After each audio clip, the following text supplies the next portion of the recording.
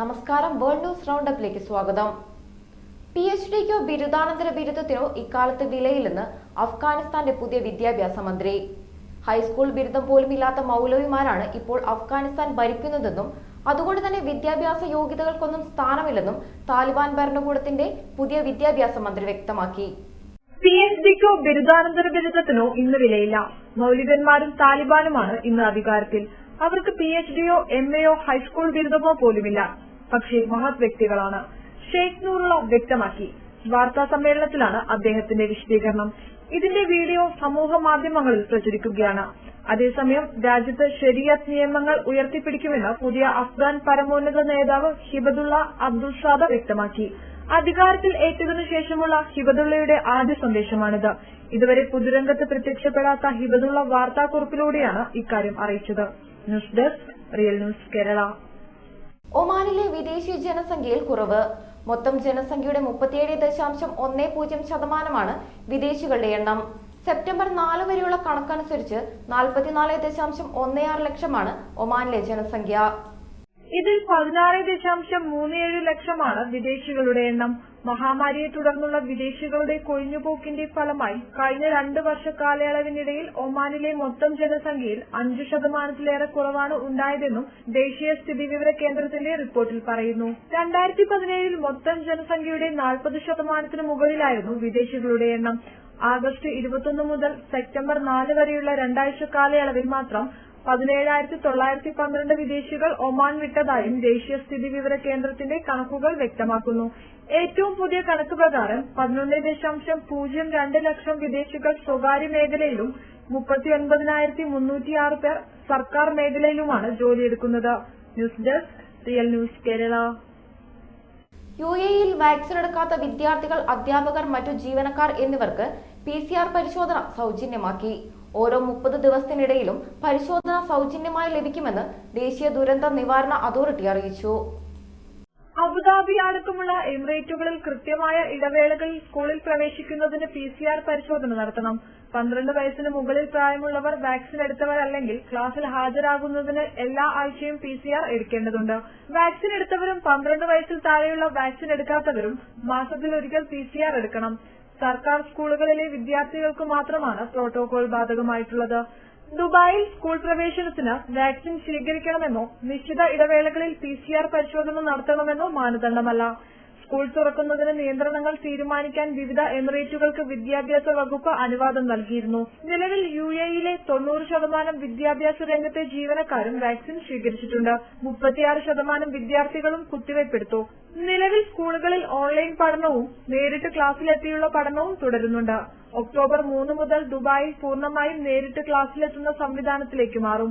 News desk, real news Kerala. ഉസ്ബെക്കിസ്ഥാനിൽ സ്കൂളുകളിലെ ശിരോവസ്ത്ര വിലക്ക് നീക്കി ഭരണകൂടം. കഴിഞ്ഞ 3 പതിറ്റാണ്ടായി സ്കൂളുകളിലടക്കം മുസ്ലിം വിദ്യാർത്ഥികൾ ശിരോവസ്ത്രം ധരിക്കുന്നതിന് ഏർപ്പെടുത്തിയിരുന്ന നിരോധനമാണ് ഉസ്ബെക്ക് ഭരണകൂടം ഇപ്പോൾ പിൻവലിച്ചിരിക്കുന്നത്. വിദ്യാഭ്യാസ മന്ത്രിയാണ് സ്കൂളുകളിലെ ശിരോവസ്ത്ര നിരോധനം നീക്കിക്കൊണ്ടുള്ള ഉത്തരവ് പുറത്തിറക്കിയത്. എല്ലാ വിഭാഗം വിദ്യാർത്ഥികൾക്കും മതേതര വിദ്യാഭ്യാസം ഉറപ്പാക്കാനുള്ള പദ്ധതിയുടെ ഭാഗമായാണ് നടപടിയെന്ന് വിദ്യാഭ്യാസ മന്ത്രി വിശദീകരിച്ചു. അനുവദനീയമായ ശിരോവസ്ത്രത്തിന്റെ മാതൃകയും നിറവുമടക്കമുള്ള മാർഗനിർദ്ദേശവും മന്ത്രി പുറത്തുവിട്ടിട്ടുണ്ട്. മുസ്ലിം ഭൂരിപക്ഷ രാജ്യമായ ഉസ്ബെക്കിസ്ഥാനിൽ കഴിഞ്ഞ 3 പതിറ്റാണ്ടായി ഏകാധിപത്യ സ്വഭാവമുള്ള മതേതര ഭരണകൂടമാണ് അധികാരം കൈയാളുന്നത്. മതവിശ്വാസികൾക്കും വിശ്വാസ ആചാരങ്ങൾക്കും കടുത്ത നടപടിയാണ് ഭരണകൂടം സ്വീകരിച്ചു വരുന്നത്. സോവിയറ്റ് യൂണിയന്റെ കീഴിലിരിക്കെ ഉസ്ബെക്ക് സോഷ്യലിസ്റ്റ് ഭരണകൂടത്തിന്റെയും സ്വാതന്ത്ര്യത്തിനു ശേഷം ദീർഘകാലം ഉസ്ബെക്ക് റിപ്പബ്ലിക്കിന്റെയും ചോദ്യം ചെയ്യപ്പെടാത്ത നേതാവായി പതിറ്റാണ്ടുകളോളം ഭരണം നയിച്ച ഇസ്ലാം കരീമോവായിരുന്നു ഈ നിയന്ത്രണങ്ങൾക്കെല്ലാം പിന്നിൽ. ഉച്ചഭാഷണിയിലുള്ള വാങ്കിനടക്കം കരീമോവ് വിലക്ക് ഏർപ്പെടുത്തിയിരുന്നു. കുട്ടികൾക്ക് പള്ളിയിലേക്ക് പ്രവേശന വിലക്കുമുണ്ടായിരുന്നു. എന്നാൽ മതപ്രവർത്തനങ്ങൾക്കും ചടങ്ങുകൾക്കും ദീർഘകാലമായി നിലനിന്നിരുന്ന കടുത്ത നിയന്ത്രണങ്ങളിൽ നിലവിലെ പ്രസിഡന്റ് ഷൌക്കത്ത് മിർസിയോയേവ് ഘട്ടം ഘട്ടമായി ഇളവ് വരുത്തിയിരുന്നു. 2016 കീരിമോവിന്റെ മരണശേഷമാണ് ഷൌക്കത്ത് വിലക്കുകൾ എടുത്തുകളഞ്ഞത്. ഈ വർഷം ആദ്യത്തിൽ പൊതു ഇടങ്ങളിലെ ഹിജാബ് നിരോധനവും പിൻവലിച്ചു. എന്നാൽ സ്കൂളുകളടക്കമുള്ള പൊതുസ്ഥാപനങ്ങൾക്കകത്ത് ശിരോവസ്ത്രത്തിന് വിലക്ക് തുടർന്നു വരികയായിരുന്നു. News desk, real news Kerala. അഫ്ഗാനിൽ ഇടക്കാല സർക്കാർ രൂപീകരിച്ച് താലിബാൻ. 5 അംഗ ആക്ടിംഗ് മന്ത്രിസഭയാണ് ഇപ്പോൾ പ്രഖ്യാപിച്ചിരിക്കുന്നത്. മുല്ല മുഹമ്മദ് ഹസൻ അബുഗാണ് പ്രധാനമന്ത്രി. ഊഹാപോഹങ്ങൾക്ക് വിരാമമിട്ട് അഫ്ഗാനിസ്ഥാനിൽ ഇടക്കാല സർക്കാർ രൂപീകരിച്ച താലിബാൻ. മുഹമ്മദ് ഹസൻ അഗുദ് ഇടക്കാല സർക്കാരിനെ നയിക്കും. താലിബാൻ ഉപമേധാവി മുല്ല ബറാദർ ഉപപ്രധാനമന്ത്രിയാകും. മുല്ല യാക്കൂബ് പ്രതിരോധ മന്ത്രിയാകും. അമീർ ഖാൻ മുത്തഖിക്കാണ് വിദേശകാര്യ ചുമതല. ദോഹ കേന്ദ്രീകരിച്ചുള്ള നീക്കങ്ങൾക്ക് നേതൃത്വം നൽകിയത് മുത്താഖിയായിരുന്നു. താലിബാനിലെ തീവ്ര ഭീകരവാദ സംഘടനയായ ഹഖാനി ഗ്രൂപ്പിനാണ് ആഭ്യന്തരം. സിറാജുദ്ദീൻ ഹഖാനിയാണ് ആഭ്യന്തരമന്ത്രി. ഇതടക്കം 33 അംഗ മന്ത്രിസഭയാണ് താലിബാൻ പ്രഖ്യാപിച്ചത്. പട്ടിക പൂർണ്ണമല്ലെന്നും രാജ്യത്തിന്റെ വിവിധ ഭാഗത്തു നിന്നുള്ളവർക്ക് പങ്കാളിത്തമുണ്ടാകുമെന്നും താലിബാൻ വക്താവ് അറിയിച്ചു.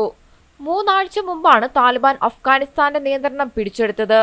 ആഗസ്റ്റ് 31 അമേരിക്കൻ സൈന്യം അഫ്ഗാൻ വിട്ടതോടെ നിയന്ത്രണം പൂർണ്ണമായും താലിബാന്റെ കൈവശമെത്തി.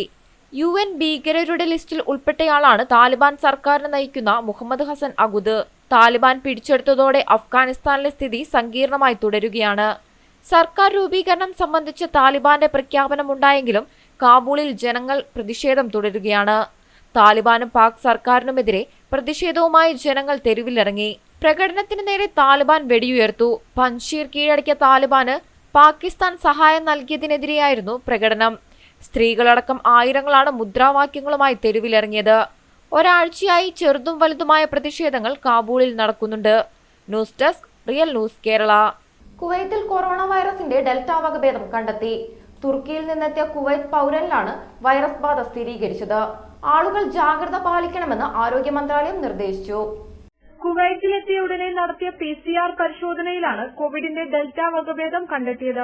വിദേശ രാജ്യത്തു നിന്ന് കുവൈറ്റിലെത്തിയ യാത്രക്കാരന് ഡെൽറ്റ വകഭേദം കണ്ടെത്തിയെന്നും ആളുകൾ ജാഗ്രത പാലിക്കണമെന്നും കോവിഡ് എമർജൻസി കമ്മിറ്റി അധ്യക്ഷൻ ഡോക്ടർ ഖാലിദ് അൽ ജാലറ ട്വീറ്റ് ചെയ്തിരുന്നു. യാത്രക്കാരൻ ഏത് രാജ്യക്കാരനാണെന്നോ ഏത് രാജ്യത്തു നിന്നോ വ്യക്തമാക്കാതെയുള്ള ട്വീറ്റ് ഏറെ ആശങ്കകൾക്ക് ഇടയാക്കിയിരുന്നു. ഇന്ത്യയിൽ നിന്നോ അല്ലെങ്കിൽ ഈജിപ്തിൽ നിന്നോ വന്ന യാത്രക്കാരനായിരിക്കും രോഗബാധിതൻ എന്ന തരത്തിൽ സാമൂഹ്യ മാധ്യമങ്ങളിൽ വാർത്ത പ്രചരിക്കുകയും ഈ രാജ്യങ്ങളിൽ നിന്നുള്ള യാത്രക്കാർക്ക് പ്രവേശന അനുമതി നൽകിയതിന് എതിരെ കമന്റുകൾ പ്രത്യക്ഷപ്പെടുകയും ചെയ്തു.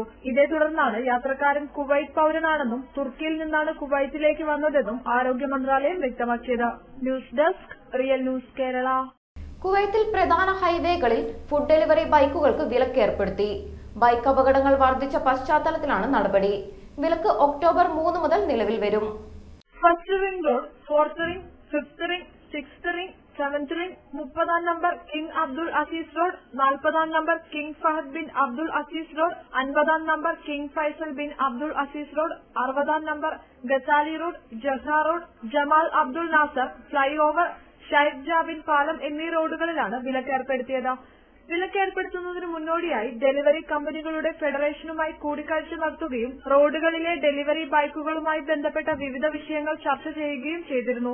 ഡെലിവറി ബൈക്കുകളുടെ ബോക്സുകൾക്ക് പിന്നിൽ റിഫ്ലക്റ്റീവ് ലൈറ്റ് സ്ട്രിപ്പുകൾ സ്ഥാപിക്കാനും ആക്സസറി ബോക്സിൽ ലൈറ്റുകൾ സ്ഥാപിക്കാനും അധികൃതർ നിർദ്ദേശിച്ചിട്ടുണ്ട്. പ്രധാന റോഡുകളിൽ വിലക്ക് ഏർപ്പെടുത്തിയതിൽ കഫേ ഉടമകളുടെ യൂണിയനും ഡെലിവറി കമ്പനികൾക്കും പ്രതിഷേധമുണ്ട്. അതേസമയം ഗതാഗത വകുപ്പിന്റെ തീരുമാനം അനുസരിക്കണമെന്നും അവർ വ്യക്തമാക്കി. News desk, real news Kerala.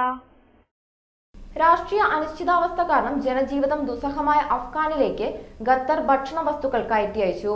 ഭക്ഷ്യവസ്തുക്കളും മരുന്നുകളും ഉൾപ്പെടെ 10,000 പേർക്കുള്ള സഹായമാണ് കാബൂളിലെത്തിയത്. ഖത്തർ അയച്ച സാങ്കേതിക വിദഗ്ധരുടെ നേതൃത്വത്തിൽ വിമാനത്താവള പ്രവർത്തനം പുനരാരംഭിച്ചതിന് പിന്നാലെയാണ് സഹായ വസ്തുക്കളുമായി ഖത്തർ എയർവേസ് വിമാനം കാബൂളിലെത്തിയത്. അവശ്യ ഭക്ഷ്യവസ്തുക്കളും മരുന്നുകളും ഉൾപ്പെടെ 17 ടൺ സഹായ വസ്തുക്കളാണ് വിമാനത്താവളത്തിലെത്തിയത്. അരി, പഞ്ചസാര, ധാന്യപ്പൊടികൾ, ഉപ്പ്, കുഞ്ഞുങ്ങൾക്കുള്ള ആഹാര വസ്തുക്കൾ തുടങ്ങിയവയാണ് കാബൂളിലെത്തിച്ചത്. ഖത്തർ വികസന ഫണ്ട്, ഖത്തർ ചാരിറ്റി എന്നിവയുടെ ധനസഹായത്തോടെയാണ് സഹായ വസ്തുക്കൾ കയറ്റി അയച്ചത്. അഫ്ഗാനിസ്ഥാനിലെ Qatar ambassador Eid bin Mubarak al Gayarin വിമാനത്തെ സ്വീകരിച്ചു. അഫ്ഗാനിസ്ഥാനിലെ ദുരിതബാധിതരായ 10,000 പേർക്ക് സഹായമെത്തിക്കാൻ ഇതുവഴി സാധിക്കുമെന്നാണ് അറിയിപ്പ്. സഹായ വസ്തുക്കളുമായി ദിനേന അഫ്ഗാനിസ്ഥാനിലേക്ക് വിമാന സർവീസ് നടത്താൻ ആലോചിക്കുന്നതായും ഖത്തർ അധികൃതർ അറിയിച്ചു. കാബൂളിനു പുറമെ രാജ്യത്തെ മറ്റ് വിമാനത്താവളങ്ങളിലേക്കുള്ള ആഭ്യന്തര വിമാന സർവീസുകളും ഇതിനകം പുനരാരംഭിച്ചിട്ടുണ്ട്. News desk, real news Kerala. ഒമാനിൽ താമസിക്കുന്ന വിദേശികൾ തങ്ങളുടെ റെസിഡന്റ് കാർഡുകൾ ഇനി കാലാവധി കഴിയുന്നതിന് 15 ദിവസം മുമ്പ് പുതുക്കണം. പുതിയ റെസിഡൻസ് നിയമത്തിലാണ് ഈ നിർദ്ദേശം. ഒമാൻ സുൽത്താൻ ഹൈതം ബിൻ താരിഖ് രാജകീയ ഉത്തരവിലൂടെയാണ് റെസിഡൻസ് നിയമം ഭേദഗതി ചെയ്തത്. ഇതനുസരിച്ച് ഒമാനിൽ താമസിക്കുന്ന വിദേശികൾ കാലാവധി തീരുന്നതിന് 15 ദിവസം മുൻപ് റെസിഡൻസി കാർഡ് പുതുക്കണം. നേരത്തെ കാലാവധി കഴിഞ്ഞ് 30 ദിവസത്തിനുള്ളിൽ റെസിഡൻസി കാർഡ് പുതുക്കിയാൽ മതിയായിരുന്നു. കാരണമൊന്നും പറയാതെ പുതിയ കാർഡ് അനുവദിക്കാതിരിക്കാനും പുതുക്കി നൽകാതിരിക്കാനും അനുവദിക്കരുതെന്നും പരിഷ്കരിച്ച നിയമത്തിൽ പറയുന്നു. സിവിൽ സ്റ്റാൻഡ് നിയമത്തിലും മാറ്റം വരുത്തിയിട്ടുണ്ട്. ഇതുപ്രകാരം 10 വയസ്സിന് മുകളിലുള്ള എല്ലാ സ്വദേശികൾക്കും തിരിച്ചറിയൽ കാർഡ് നിർബന്ധമാണ്. News desk real news Kerala.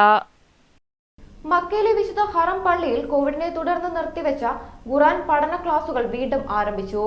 2 dose vaccine പൂർത്തിയാക്കിയ പഠിതാക്കൾക്കാണ് അവസരം നൽകുക. ആദ്യഘട്ടത്തിൽ 8 പേരടങ്ങുന്ന ബാച്ചുകളായാണ് പഠനം ആരംഭിക്കുക. വിശുദ്ധ ഖുർആൻ പഠനത്തിന് ഏർപ്പെടുത്തിയിരുന്ന സൗകര്യങ്ങളാണ് വീണ്ടും പുനരാരംഭിച്ചത്. മക്കയിലെ വിശുദ്ധ ഹറമിലാണ് ഖുർആൻ മനപ്പാഠത്തിനും പാരായണത്തിനുമായി വീണ്ടും ക്ലാസുകൾക്ക് തുടക്കം കുറിച്ചത്. കോവിഡിനെ തുടർന്ന് നിർത്തിവച്ചിരുന്ന പഠനമാണ് 2 വർഷത്തിനു ശേഷം വീണ്ടും പുനരാരംഭിച്ചത്. മസ്ജിദുൽ ഹറമിലെ ഖുർആൻ പഠന സൗകര്യം വീണ്ടും നിബന്ധനകളോടെ ആരംഭിക്കുന്നതായി ഇരുഹറം കാര്യാലയ മേധാവി ബദർ അൽ മുഹമ്മദ് പറഞ്ഞു. 2 ഡോസ് വാക്സിൻ പൂർത്തിയാക്കിയ പഠിതാക്കൾക്കാണ് ക്ലാസുകളിൽ പങ്കെടുക്കുന്നതിന് അനുമതിയുള്ളത്. ആദ്യഘട്ടത്തിൽ 8 പേരടങ്ങുന്ന നിശ്ചിത എണ്ണം ബാച്ചുകൾക്കാണ് പഠനം ആരംഭിക്കുക. ദിവസത്തിൽ ഒറ്റ സെക്ഷൻ മാത്രമാണ് തുടക്കത്തിൽ അനുവദിക്കുക. വൈകിട്ട് 4 മുതൽ 8 മണി വരെയാണ് ക്ലാസുകൾ. രാജ്യത്ത് റിപ്പോർട്ട് ചെയ്ത കോവിഡ് കേസുകളിൽ വലിയ കുറവ് വന്നതും ഭൂരിഭാഗം പേരും കുത്തിവെപ്പ് പൂർത്തിയാക്കുകയും ചെയ്ത സാഹചര്യത്തിലാണ് നിയന്ത്രണങ്ങളും ഘട്ടം ഘട്ടമായി പിൻവലിക്കുന്നത്. News desk real news Kerala. GCC രാജ്യങ്ങളിൽ നിന്ന് വാക്സിൻ സ്വീകരിച്ചവർക്ക് ബഹ്റിൻ ക്വാറന്റൈൻ ഒഴിവാക്കി. ഇന്ത്യ റെഡ് ലിസ്റ്റിൽ നിന്ന് മാറ്റിയ സാഹചര്യത്തിൽ ബഹ്റിനിലേക്ക് വരുന്ന യാത്രക്കാർക്കുള്ള പുതിയ നിർദ്ദേശങ്ങൾ എയർ ഇന്ത്യ എക്സ്പ്രസ് പുറപ്പെടുവിച്ചു. സെപ്റ്റംബർ 3 മുതലാണ് ഇന്ത്യയെ നിയന്ത്രണങ്ങളിൽ നിന്ന് ഒഴിവാക്കാൻ ബഹ്റിൻ തീരുമാനിച്ചത്. ബഹ്റിൻ പൗരന്മാർ, ബഹ്റിനിൽ റെസിഡന്റ് പെർമിറ്റ് ഉള്ളവർ, ബോർഡിംഗിന് മുമ്പ് വിസ ലഭിച്ച ഇന്ത്യക്കാർ എന്നിവർക്ക് ബഹ്റിനിലേക്ക് വരാം. GCC രാജ്യങ്ങളിൽ നിന്ന് പൂർണ്ണമായി വാക്സിൻ സ്വീകരിച്ചവർക്ക് യാത്ര പുറപ്പെടുന്നതിന് മുൻപുള്ള നെഗറ്റീവ് RT-PCR ടെസ്റ്റ് ആവശ്യമില്ല. ഇത്തരം യാത്രക്കാർക്ക് വാക്സിൻ സ്വീകരിച്ചതിന്റെ സർട്ടിഫിക്കറ്റ് അല്ലെങ്കിൽ GCC രാജ്യങ്ങളിലെ ഔദ്യോഗിക മൊബൈൽ ആപ്പിലെ ഗ്രീൻ ഷീൽഡ് കാണിക്കണം. ബഹ്റിനിൽ 2ാം ഡോസ് സ്വീകരിച്ച് 14 ദിവസം കഴിഞ്ഞവരെയാണ് പൂർണ്ണമായി വാക്സിൻ സ്വീകരിച്ചവരായി കണക്കാക്കുന്നത്. വാക്സിൻ സ്വീകരിക്കാത്തവരും ഇന്ത്യയിൽ നിന്ന് വാക്സിൻ സ്വീകരിച്ചവരുമായ യാത്രക്കാർ യാത്ര പുറപ്പെടുന്നതിന് 72 മണിക്കൂർ മുമ്പ് നടത്തിയ RT-PCR നെഗറ്റീവ് സർട്ടിഫിക്കറ്റ് ഹാജരാക്കണം. സർട്ടിഫിക്കറ്റിൽ സ്കാൻ ചെയ്യാൻ കഴിയുന്ന QR കോഡ് നിർബന്ധമായും ഉണ്ടായിരിക്കണം. ഓൺലൈൻ റിപ്പോർട്ടും കൗണ്ടറിൽ കാണിക്കുന്ന PDF റിപ്പോർട്ടും ഒരുപോലെയായിരിക്കണം. ബഹ്റിനിൽ എത്തിയാൽ വിമാനത്താവളത്തിൽ വെച്ചും തുടർന്ന് 5-10 ദിവസങ്ങളിലും കോവിഡ് പരിശോധന നടത്തണം. വാക്സിൻ സ്വീകരിച്ചവർക്കും സ്വീകരിക്കാത്തവർക്കും ഇത് ബാധകമാണ്. അതേസമയം 6 വയസ്സിൽ താഴെയുള്ള കുട്ടികൾക്ക് ടെസ്റ്റ് ആവശ്യമില്ല. 3 പരിശോധനകൾക്കായി 36 ദിനാറാണ് ഫീസ് അടയ്ക്കേണ്ടത്. ഇത് മുൻകൂട്ടി അടയ്ക്കുകയോ വിമാനത്താവളത്തിലെ കിയോസ്കിൽ അടയ്ക്കുകയോ വേണം. ഇതിനാവശ്യമായ തുക യാത്രക്കാർ കരുതണം. വാക്സിൻ സ്വീകരിക്കാത്തവരും ഇന്ത്യയിൽ നിന്ന് വാക്സിൻ സ്വീകരിച്ചവരും 10 ദിവസത്തെ നിർബന്ധിത ക്വാറന്റൈൻ കഴിയണം. സ്വന്തം പേരിലോ അടുത്ത ബന്ധുവിന്റെ പേരിലോ ഉള്ള താമസ സ്ഥലത്തോ നാഷണൽ ഹെൽത്ത് റെഗുലേറ്ററി അതോറിറ്റി അംഗീകൃത ഹോട്ടലിലോ ആയിരിക്കണം ക്വാറന്റൈൻ. താമസ സ്ഥലത്തിന്റെ രേഖ യാത്ര പുറപ്പെടുന്നതിന് മുൻപ് ഹാജരാക്കണം. News desk real news Kerala. പ്രധാനമന്ത്രി നരേന്ദ്രമോദി അമേരിക്കയിലേക്ക്. ഈ മാസം 22 മുതൽ 27 വരെയാണ് മോദിയുടെ അമേരിക്കൻ സന്ദർശനം. ജോ ബൈഡൻ പ്രസിഡന്റായ ശേഷമുള്ള മോദിയുടെ ആദ്യ അമേരിക്കൻ സന്ദർശനമാണിത്. 2019 സെപ്റ്റംബറിലായിരുന്നു മോദിയുടെ അവസാന അമേരിക്കൻ സന്ദർശനം. അഫ്ഗാനിസ്ഥാൻ വിഷയത്തിൽ തുടർ നിലപാട് എന്താകുമെന്ന് കാത്തിരിക്കുന്നതിനിടെയാണ് പ്രധാനമന്ത്രിയുടെ അമേരിക്കൻ സന്ദർശനം. അതേസമയം പ്രധാനമന്ത്രി നരേന്ദ്രമോദിയും അബുദാബി കിരീടാവകാശിയും UAE സായുധ സേന ഡെപ്യൂട്ടി സുപ്രീം കമാൻഡറുമായ Sheikh Mohammed bin Zayed al നാഹിയുമായി വെള്ളിയാഴ്ച ടെലിഫോണിൽ ചർച്ച നടത്തി. ഇന്ത്യയും UAEയും തമ്മിലുള്ള തന്ത്രപ്രധാനമായ ബന്ധത്തെക്കുറിച്ച് സംസാരിച്ച നേതാക്കൾ ബന്ധം ശക്തിപ്പെടുത്തുന്നതിനുള്ള വഴികളും ചർച്ച ചെയ്തു. സാമ്പത്തിക വാണിജ്യ രംഗത്തിലെ ബന്ധവും നിക്ഷേപ രംഗത്തെ പരസ്പര സഹകരണവും കൂടുതൽ വികസിപ്പിക്കുന്നതിനുള്ള മാർഗങ്ങളും ചർച്ചാ വിഷയമായി. അഫ്ഗാനിസ്ഥാനിലെ നിലവിലെ സാഹചര്യവും ഇരുവരും ചർച്ച ചെയ്തു. News desk real news Kerala. കുവൈത്തിലേക്ക് ഇന്ത്യയിൽ നിന്ന് നേരിട്ടുള്ള വിമാന സർവീസുകൾ ഉടൻ ആരംഭിക്കുമെന്ന പ്രതീക്ഷ നിലനിൽക്കെ വിഷയത്തിൽ വിശദീകരണവുമായി എയർ ഇന്ത്യ. കുവൈത്തിലേക്ക് വിമാന ടിക്കറ്റ് ബുക്കിംഗ് ആരംഭിച്ചിട്ടില്ലെന്ന് എയർ ഇന്ത്യ വ്യക്തമാക്കി. എയർ ഇന്ത്യയും എയർ ഇന്ത്യ എക്സ്പ്രസും കുവൈത്തിലേക്ക് നേരിട്ടുള്ള സർവീസിന് നിലവിൽ ടിക്കറ്റ് നിരക്ക് പ്രഖ്യാപിക്കുകയോ ബുക്കിംഗ് ആരംഭിക്കുകയോ ചെയ്തിട്ടില്ലെന്ന് Air India Kuwait sales office travel ഏജൻസിക്ക് അയച്ച സന്ദേശത്തിലാണ് വ്യക്തമാക്കിയിരിക്കുന്നത്. സർവീസ് ആരംഭിക്കുന്നതിന് ഇന്ത്യൻ വ്യോമയാന മന്ത്രാലയത്തിന്റെ അനുമതിക്കായി കാത്തിരിക്കുകയാണ്. സർവീസിന് അനുമതി ലഭിക്കുകയോ സീറ്റുകൾ നിശ്ചയിച്ചു കിട്ടുകയോ ചെയ്താൽ മാത്രമേ ബുക്കിംഗ് ആരംഭിക്കുകയുള്ളൂ എന്നും എയർ ഇന്ത്യ അധികൃതർ വ്യക്തമാക്കി. News desk real news Kerala.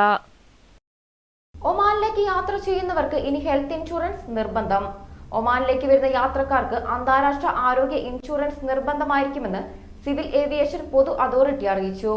ഒമാനിലേക്ക് വരുന്ന യാത്രക്കാർക്ക് അന്താരാഷ്ട്ര ആരോഗ്യ ഇൻഷുറൻസ് നിർബന്ധമായിരിക്കുമെന്ന് സിവിൽ ഏവിയേഷൻ പൊതു അതോറിറ്റി അറിയിച്ചു. കുറഞ്ഞത് 1 മാസത്തെ കോവിഡ് ചികിത്സയ്ക്കുള്ള കവറേജ് ഉള്ളതാവണം ഇൻഷുറൻസ് എന്ന് സർക്കുലറിൽ പറയുന്നു. സ്വദേശികൾ ഒഴിച്ചുള്ള മുഴുവൻ യാത്രക്കാർക്കും ഈ നിബന്ധന ബാധകമായിരിക്കും. 5 റിയാൽ വരെയാണ് ഇൻഷുറൻസ് ചെലവ് വരിക. ഇൻഷുറൻസ് നിബന്ധനയെക്കുറിച്ച് അറിവില്ലാത്ത നിരവധി യാത്രക്കാർക്ക് വ്യാഴാഴ്ച കേരളത്തിലെ വിവിധ വിമാനത്താവളങ്ങളിൽ എയർ ഇന്ത്യ എക്സ്പ്രസ് യാത്രാനുമതി നിഷേധിച്ചിരുന്നു. News desk real news Kerala. വാർത്തകൾ അവസാനിക്കുന്നില്ല. കൂടുതൽ വാർത്തകൾക്കും വിശേഷങ്ങൾക്കുമായി ഞങ്ങളുടെ വെബ്സൈറ്റായ www.realnewskerala.com സന്ദർശിക്കൂ. നന്ദി.